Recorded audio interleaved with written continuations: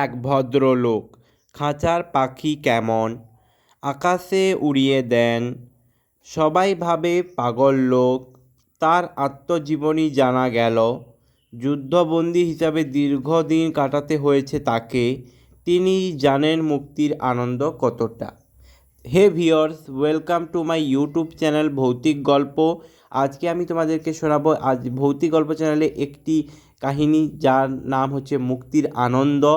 এই কাহিনীটি শুনলে তোমরা ভাববে সত্যি বদ্ধ জীবন কেমন, আর সেটা থেকে বেরোতে চাইলে মনটা কত খুশি হয়ে যায়।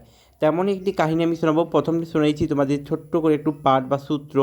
এই সূত্রটা আমি তোমাদের ব্যাখ্যা করব পুরোটা, আর তোমরা পুরোটা শুনে বলবে কেমন হয়েছে। আর যদি ভালো লাগে তাহলে আমাকে অবশ্যই সাবস্ক্রাইব করবে। কলকাতার ধর্মতলায় এক পাখি বিক্রেতা রোজ খাঁচায় পড়ে কিছু পাখি বিক্রি করতে আসে। মধ্যবয়স্ক এক ভদ্রলোক প্রায়ই সেখানে আসেন। দরদাম না করেই খাঁচা শুদ্ধ পাখিগুলি কিনে নেন। তারপর খাঁচার দরজা খুলে দিলে আবদ্ধ পাখিগুলি ডানা ঝটপট করতে করতে উড়ে যায়।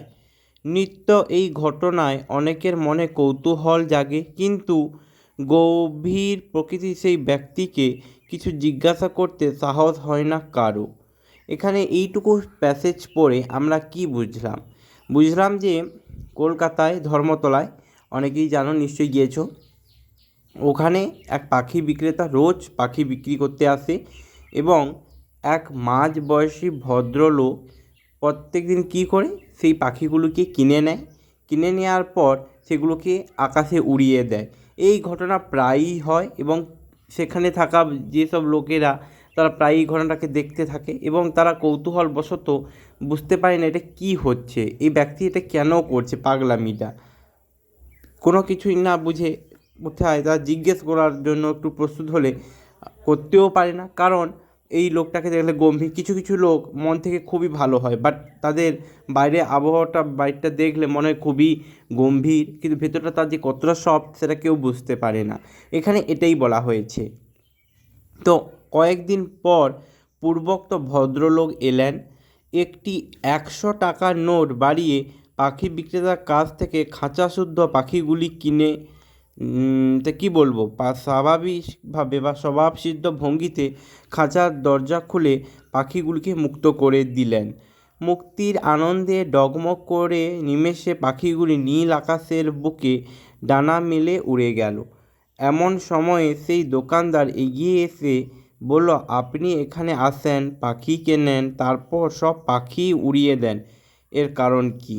এইবার দেখেছো বন্ধুগণ, এতদিন তো চলছিল এই ঘটনাটা, কিন্তু আজ একটু অন্যরকম হলো। সেই পাখি বিক্রেতা সাহস করে এসে সেই ব্যক্তিকে আর জিজ্ঞেস করেই ফেলেছে যে রোজ তো আসেন, এসে পাখিগুলিকে কিনে এবং সেগুলোকে আকাশে উড়িয়ে দেন, এটা দেখে আপনি আনন্দিত হন, কিন্তু এই আনন্দের কারণটা কি? তার জন্য তিনি আজ এটা জিজ্ঞেস করেই ফেলেছেন। তো এটার উত্তরে সেই ভদ্রলোকটি কী বলেন সেটাই তোমাদেরকে আমি শোনাবো, আর শুনেই তোমরা বুঝতে পারবে সত্যি কাহিনীটি এত সুন্দর, কি আর বলবো। সো এর উত্তরে ওই ভদ্রলোক, মধ্যবিত্ত মাঝবয়সী ভদ্রলোক বলছেন, উত্তরে ভদ্রলোক স্মিত হেসে বলেন, প্রথম জীবনে আমি সৈনিক ছিলাম, অনেক যুদ্ধেই অংশ নিয়েছি। চীনের সাথে যুদ্ধ করার সময় আমি ধরা পড়ে যাই। ওরা আমাকে বহুদিন কারাগারে বন্দি করে রেখেছিল। বন্দি জীবনের যন্ত্রণা আমি আজও ভুলতে পারিনি। তাই খাঁচায় আবদ্ধ পাখিগুলিকে ওদের বন্দি জীবন থেকে মুক্তি দিয়ে আমি আনন্দ পাই। সো এখানে আমরা পুরো কাহিনীটা বুঝতে পেরে গেছি কি এই মাঝবয়সী বৃদ্ধ লোক তার জীবনে এক সৈনিক ছিলেন, আর তিনি বহু যুদ্ধ করেছেন এবং যুদ্ধ করে তিনি অনেক জায়গায় জয়লাভ করেছেন, কিন্তু চীনের সঙ্গে যুদ্ধ করার সময় তিনি পরাজিত হন এবং ওনাকে চীনের সৈনিকগণ গ্রেপ্তার করে খাঁচায় অনেক দিন, অর্থাৎ জেলে অনেক দিন বন্দি করে রাখে এবং বহুদিন পর তিনি ছাড়া পান।